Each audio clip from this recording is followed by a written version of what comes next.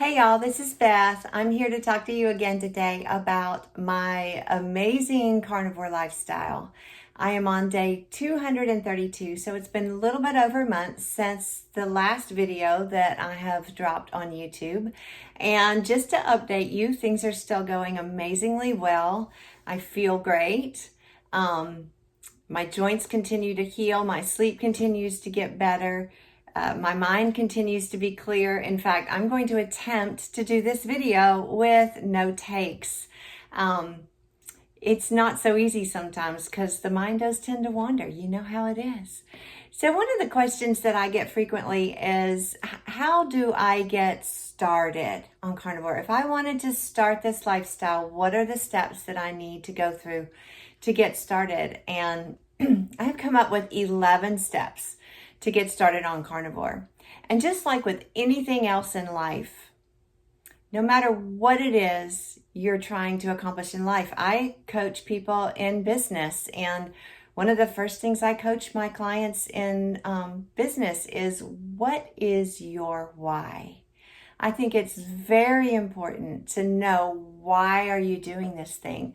And I think it's not big enough. It needs to be a big why. It's not big enough if it is just to lose 20 pounds or 50 pounds or 100 pounds. I think the question is, what does losing 100 pounds get you? How will that change your lifestyle? What is it that's motivating you to do this that is beyond just a little bit of weight loss or even a lot of weight loss? Because I believe with most people who have that much weight to lose, there's also other underlying problems. And I saw somebody talk about, it's Carrie Mann on Homestead How and Healing Humanity. He was talking about a guy that had lost, I think, 120 pounds. And he said, dude, that was like strapping on 12 10-pound bowling balls and walking around with that every single day. That's a big deal. What does dropping 12 10-pound bowling balls do to change your life? I think it would be very significant. So understand your why is the first thing. The next thing is, do your research. Get on YouTube, get on websites and do your research on what other people who have a similar big why as you have done that has made this very successful for them. I think it's very important that you know, I didn't have diabetes or pre-diabetes, but if I did, I would want to learn some things about how this can be beneficial to diabetes. I didn't have heart disease, but if I did, I would want to watch some videos from people who had heart disease or doctors that specialize in heart disease. Dr. Ovadia is one that comes to mind off the top of my head. There are doctors in this space that specialize in fertility issues. So if you're having fertility issues, you might want to watch some of those videos. But get an understanding of why this is going to work for you, and why are you empowered to do this lifestyle. It's not a diet. It's a lifestyle. Let's be plain. It is not a get quick results kind of thing. Now, you will likely get fast results. But I think it's important also to know that why, because on the hard days, and there are going to be hard days, y'all. On the hard days, it's important to go back to your why.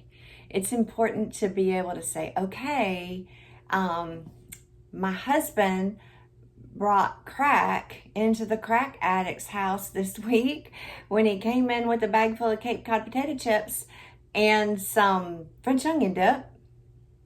Yeah, he did that to me. So on that day, when people do things like that, or you find yourself in tempting situations, or you're just tired, or you don't have anything to eat in the house, on those days, it's important to remember, I'm going to live to be 100, and I'm going to dance at my great-grandchildren's wedding. That's my big why.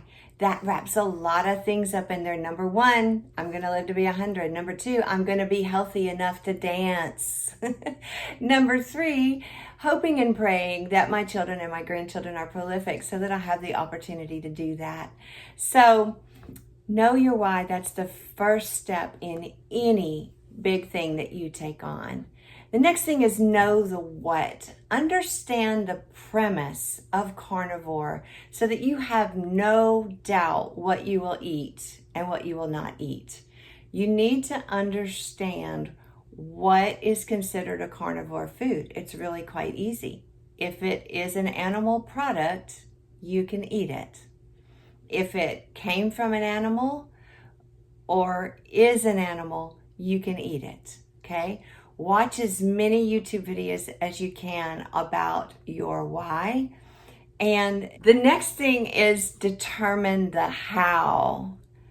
There seems to be no one way to get started. For me, I had been keto for a few months before I started carnivore. So it was a little bit of an easier transition for me, I think, because I had already given up a lot of, I don't say given up, that's not the right word. I had already phased out a lot of the foods that can be very detrimental to people trying to do a low carb diet. So keto is low carb and then carnivore is no carb, right? So I was already a little bit of the way there. Before I went keto, I was gluten-free. So that was pretty easy to do. Then I was corn-free. Then I was grain-free. And then I was keto. And then I was carnivore. So I did kind of a gradual transition. That might not be the best thing for everybody. Some people like going cold turkey. Like they might go straight from the standard American diet into a carnivore diet. Now, the problem with that is the standard American diet is loaded with so many foods that are poisoning our bodies, literally poisoning our bodies. Processed foods, sugars, seed oils, all those things are very, very unhealthy for us. And unfortunately, our American food system allows a lot of that stuff in our food supply. You don't see as much of that in some other countries. So some people might go straight from the standard American diet into the carnivore diet, but beware, if that's what you're going to do, you may experience some more harsh symptoms in your carnivore journey. Most likely you will experience what they call the keto flu. You will within usually the first week, you'll feel like you have the flu, and that is your body getting adjusted to burning ketones for fuel instead of glucose. So you may experience a little bit of the keto flu. You may experience some literally the same symptoms that somebody who is going through DTs from coming off of drugs or alcohol might go through, because sugar is addictive. It's a fact. It stimulates the dopamine in our brain just as much as opium or cocaine or heroin or alcohol stimulates the brain of somebody that is an addict for those things. So you are coming off of an addiction when you get on carnivore. And I think that's probably the heaviest piece of this whole plan, is that whether you felt like you were a carb addict or not, whether you felt like you had an unhealthy relationship with food or not, maybe you had an eating disorder, whether you are that extreme or you're somebody that's just been living the standard American diet for the last 61 years, you're going to experience withdrawals. So be prepared for that. Then there's also that detoxing when the oxalates come out of your system, and then that's going to cause some different little aches and pains, most likely some some sandy stuff in your eyes, some pain in your joints, a little bit of digestive issues. There's going to be getting used to, oh, talk about digestive issues. What if you're no longer eating fiber? Yeah. So it takes your tummy a little bit of time to get used to not eating fiber anymore. And a lot of carnivores experience some pretty severe issues with that as they get adjusted. I didn't go through that as much, thank goodness. But yeah, when you take the fiber out of your diet, you might experience some changes. So just be prepared for that. So you need to understand the what. Some people would benefit from working their way slowly into carnivore. So if I were to do it that way, I think the first thing I would do is take out sugar, all sugar, processed sugar, fruit, anything sweet tasting. Because even if it's Splenda or NutraSweet or even stevia, that sweet taste is what we are addicted to in some ways, because it's still going to cause that insulin reaction, even if it's a non-nutritive sweetener. So I think I would start by taking all sugar out of my diet. Then I would take out processed foods. Anything that comes in a bag or a box that has a shelf life of more than 1 week, I would take that out of my diet second. And in doing that, you're going to be taking out some of the seed oils, some MSG, some maltodextrin, most of the artificial dyes. You've already taken out the artificial sweeteners. So I think that would be the second step, taking out the processed foods. The third thing, I would focus on seed oils, making sure that you're not getting canola oil, soybean oil, flaxseed oil, sunflower oil, safflower oil. Um, get those oils out of your diet because they cause all kinds of problems, and it takes them a very long time to clear out of your system. I've heard anywhere from 6 months to 2 years to get the seed oils out of your system. So get those out as soon as you can. If you need to replace those with a plant-based oil, at that time, I would recommend olive oil, avocado oil, or coconut oil. Those are the three, in my opinion, the three best plant-based oils that you can eat at that point. Once you get on carnivore, you're going to be eating bacon grease and tallow and butter and ghee and all those wonderful things that are very satiating and also very good for you. So the third step is get the oils out. Then I think the fourth thing I would do is get off the vegetables. I mean, be honest with yourself. Do you really love vegetables? I had a conversation with somebody the other day. She said, but I just love lettuce.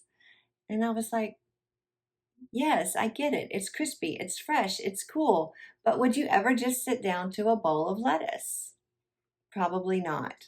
Most people who love vegetables, I think if they were really honest with themselves, they would be like me. And I don't really love lettuce. I love blue cheese dressing. I don't really love Brussels sprouts. I love garlic and olive oil. I don't really love broccoli. I love cheese sauce. So, if you're really honest with yourself about the vegetables, maybe you don't love them as much as you think you do. And so, I think the fourth thing I would do is phase out the vegetables. So, anyway, if you're going to work your way into it slowly, there is a process. You can do it however you want to do it. Maybe you don't want to take fruit out until the end. Maybe you want to keep just a little bit of that in there until the end. So, you do your way. For me, I went from gluten free, gluten corn, rice free to keto to carnivore. That just happened to be my pathway. So I think the next thing that you do, and I did this because I'm very OCD and I like to make lists. So I think the next thing you do is make a list of all the carnivore foods that you like. I did have one friend tell me, I just don't like beef. It'd be very hard to do carnivore, but it's quite possible. I had one person tell me, I only like fish. You know what? It can be done with just fish. So make a list of the carnivore foods that you like. If you don't like sardines, don't buy sardines. Okay? If you don't like chicken, don't buy chicken. So once you get that list together, you will realize that there really is a lot of things that you can eat on this plan. It's not as restrictive as some people might think. And as you progress through, you're going to start liking things maybe you didn't like before. For example, I didn't used to like an egg over easy, something with a runny yolk or a soft boiled egg. I didn't like it. I wanted my yolk completely cooked. Now I love an egg with a runny yolk. I didn't used to like lamb. And a few weeks ago, I bought some lamb at Costco. My husband cooked it perfectly on the grill. And guess what? It was delicious. And now I love lamb. So make a list of the things that you currently love and stock up on those. Okay? Get as much of that in your freezer and your refrigerator as you can. I think it's important at this stage that you write that down, and that way you will also realize that you will not go hungry. Okay? There is always something that you can eat. Okay? So some people are like, what will I snack on? You know what? You'll snack on the same things you're going to eat for your meals. But once you get started on this program, you'll no longer crave those snacks. You'll be fine. Maybe you break your fast at 10 o'clock in the morning. Maybe you have lunch at 1 or 1:30, and then you have dinner at 5 or 6, and then you're done for the day. You'll be so satisfied with the meals that you're eating that eventually you won't want snacks. That won't even be a thought that enters your mind. Okay? Number 5, I would suggest you prep your kitchen. Okay? Now, I'm a moderator. There's two different kinds of people. There's people who are moderators and people who are abstainers. I'm a moderator. I have no trouble if my husband brings potato chips in the house. I have no trouble looking at potato chips. I have no trouble eating 1 or 2 berries and walking away. Now, there are some people that can't know that they have potato chips or Oreos or some other god awful food in their pantry. They just can't know that and stay away from it. So if that is you, you are an abstainer.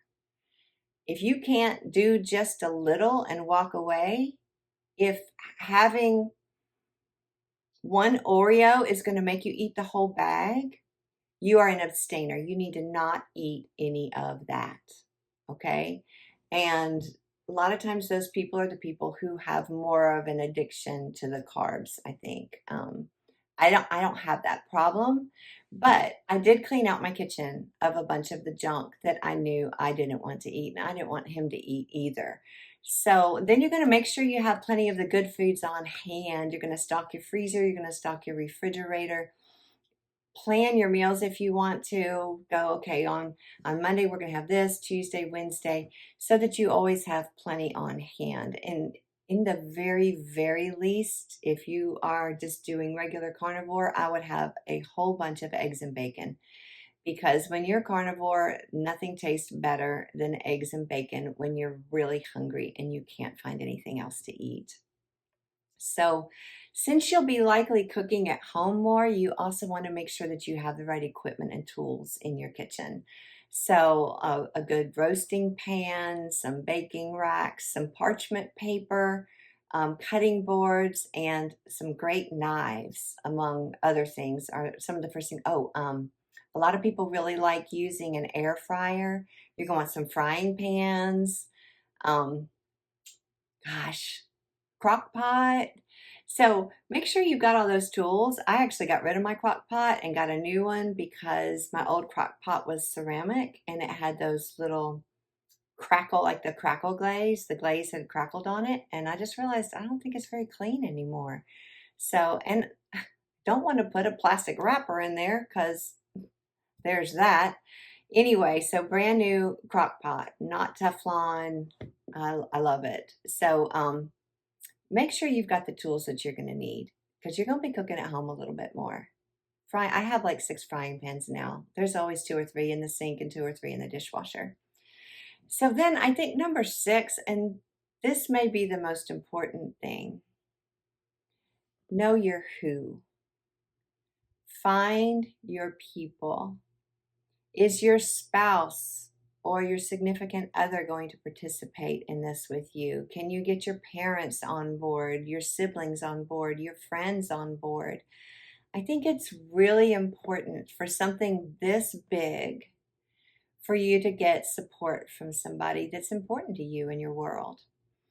If you cannot find support that way, there are a lot of groups available online. There are groups in Facebook that you can join that supposedly are supportive of each other, although sometimes some people get a little dogmatic in there. You can also join some of the groups that some of the carnivore doctors and carnivore influencers have on YouTube. So I know Dr. Barry has some groups, Steak and Butter Gal has some groups, Kelly Hogan has some groups. There's just a lot of things out there that you can join and you can get support from other people. So if you need support, let me know and I will help you get connected with a group because I think that is a very, very important part of this. I had a friend that, very close friend, and we had a goal. She wanted to lose weight and I was hoping to lose weight in the process of doing carnivore. So as a means of encouraging each other, we had We Weigh Wednesday. And each Wednesday morning, we would weigh ourselves and we would report to each other how the week had gone. Now, not necessarily the number, but, maybe it was down 2 pounds, yay, or up 1 pound, didn't have the best week, might have eaten too much sugar. What was another one? Oh, we started measuring inches because I started realizing that I was having a lot of change in inches more than I was weight. So we started reporting, my waist size is down 2 inches. And that's a big deal. So that was another way that I provided accountability for myself. But I think either way, you need to find your tribe, find people that are supportive of you. If your spouse is even a little bit supportive, like mine was, he basically went keto when I went carnivore. He was already kind of keto, but he just got a little bit better at it. That was real helpful to me because I didn't feel the pressure of having to make sure that he had something to eat. My deal was I will plan the meat and you plan your sides. And he still cooked the meat, but I had it planned and I knew what I wanted each night. And so I would tell him, this is what I want. This is how I want it done.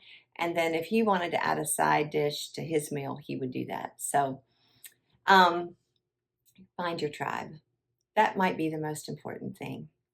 Number 7, consider journaling or vlogging.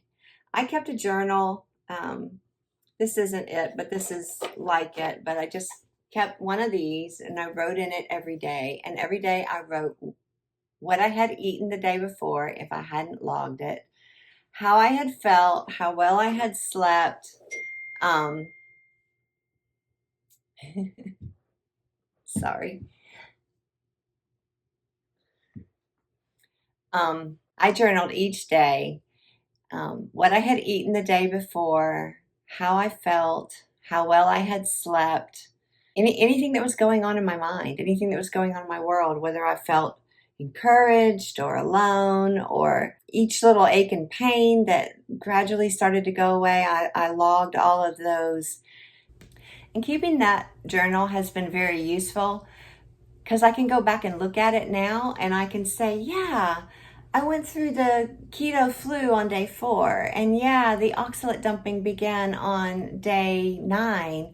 And it took 2 weeks for the joint pain to go away. And, I have record of that. So that's very nice. I wish I had started video blogging or vlogging when I had started, but I didn't. So I would suggest for you, if you haven't started yet, that you keep some sort of a journal or a vlog so that you can keep up with how your journey is going. And number 8, I think it's important to realize you're not going to be perfect at first.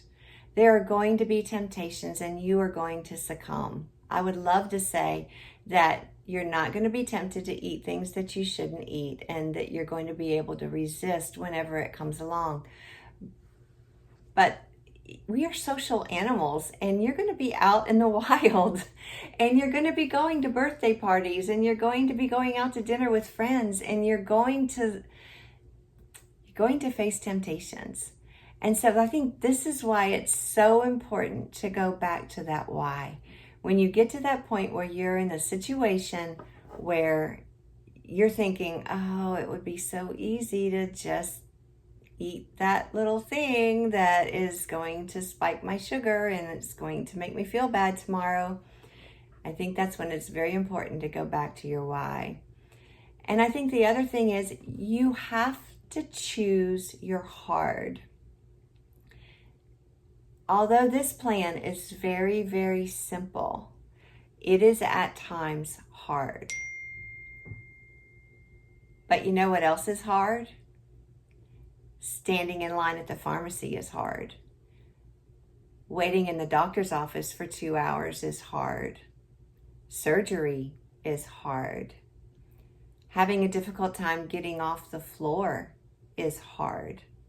Not being able to play with your children or your grandchildren is hard. So choose your hard. Not eating that little something that's not good for you is a little bit hard. But it's not as hard as so many of the other things that you can have in your life.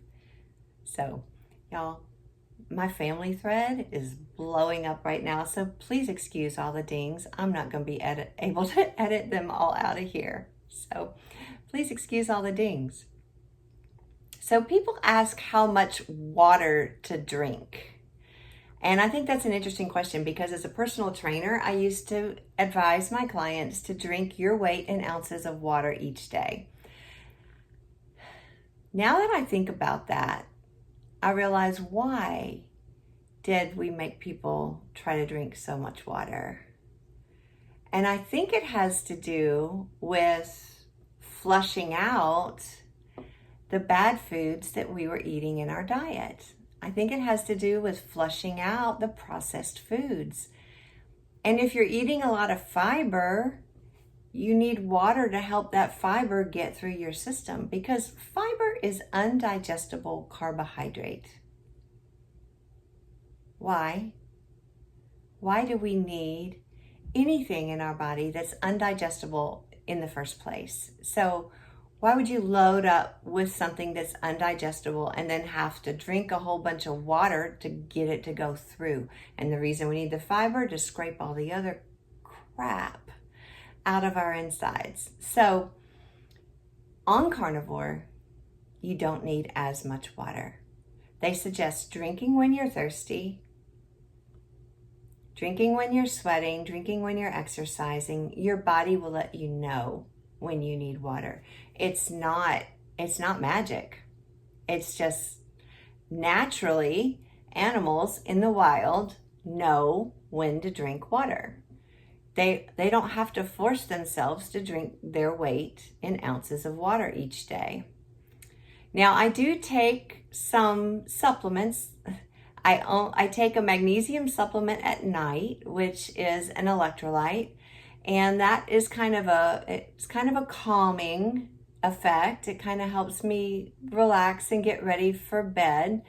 It's literally called Calm. I'm not sponsored, but I'd like to be. So if you know the people that own Calm, let them know. I'll take their money. I also put electrolytes in my water occasionally, especially if I'm playing tennis or out in the sun a lot. I will put electrolytes in my water just to make sure that those electrolytes stay balanced. A lot of people in the very beginning of carnivore have some trouble because they lose so much water weight. When they first get started, they feel the need to supplement with some electrolytes early on and help with that. So I didn't really go through that as much in the beginning. I did not supplement with electrolytes. I only usually do it when I'm exercising excessively or sweating excessively. So I just think when you're a carnivore, your body lets you know. It's just going to let you know. And so you don't really necessarily need to force a certain amount of water. I would like to suggest that you focus on the best quality water that you can find. We use a Berkey water filter. I feel pretty safe with that. I feel like our water is clean and tastes really good.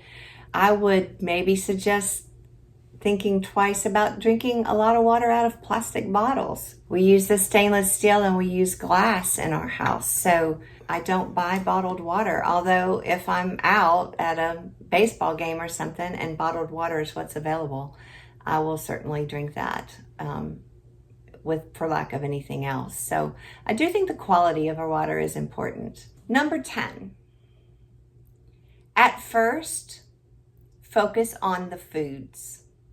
Just focus on the food. You don't have to worry about exercising every day, getting out in the sunlight, earthing, removing chemicals from your house. I mean, if you've already done these kind of things or you already have a habit of doing these things, continue to do it by all means.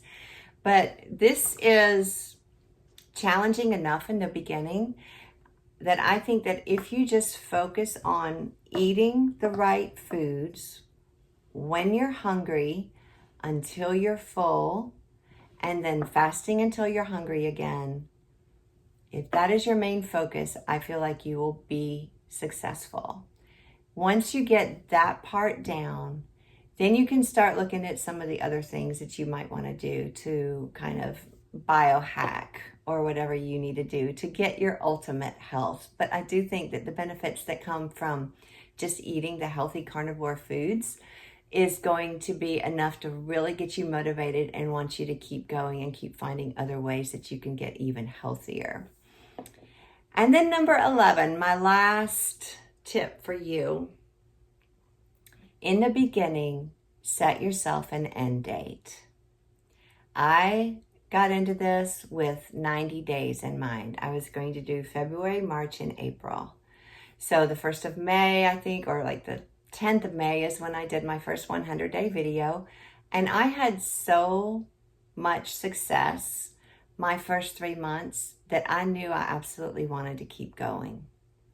I have heard of people doing it 30 days, 60 days. Some people do it until they reach a certain milestone. Maybe there's a weight goal to lose 50 pounds. I'm going to do it till I get to 50 pounds and then see what I want to do moving forward. I actually saw one lady interviewed on, she was on the Carnivore Rabbi. I think she was on his YouTube channel. And she had been challenged to 5-day carnivore challenge. And she felt so good after 5 days that she decided to keep going. She's a very interesting lady. She actually is a health coach for the Amish community. And I can't remember her name. If I think of it, I'll drop it in the box below. So, point is, decide how long you're going to do this. I think if you go into it in the beginning saying, this is it, this is my lifestyle, this is the way I'm going to be for the rest of my life, you might feel deprived. You might mourn. You might mourn a social norm that you feel like you no longer have in your life. We socialize a lot around food and drink, my husband and I, my family. And not having that is a big change in our life. So knowing that I was only in it for 90 days was very beneficial for me. And there was like an end point. You could see the light at the end of the tunnel. And I think that's very helpful. Once you get to that time, I think it's important to evaluate, to figure out, Did the results that you had during that time outweigh any challenges that you might have experienced along the way? Hopefully, and my prayer for you is that you give this 30, 60, 90 days, and at the end of that time, you realize that you are a much healthier individual than you were when you started. That is my goal for everybody, is that this might encourage you to try it. Just try it and see. I know it sounds crazy.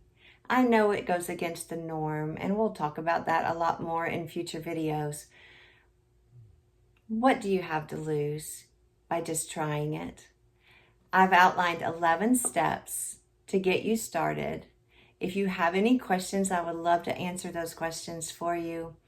But I just hope for you that you'll give it a chance. And I'm here for you. If you need a tribe, I will be your tribe. Just let me know.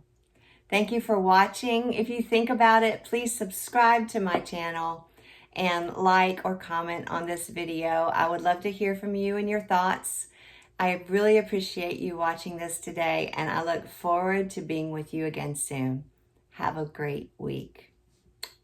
Bye-bye.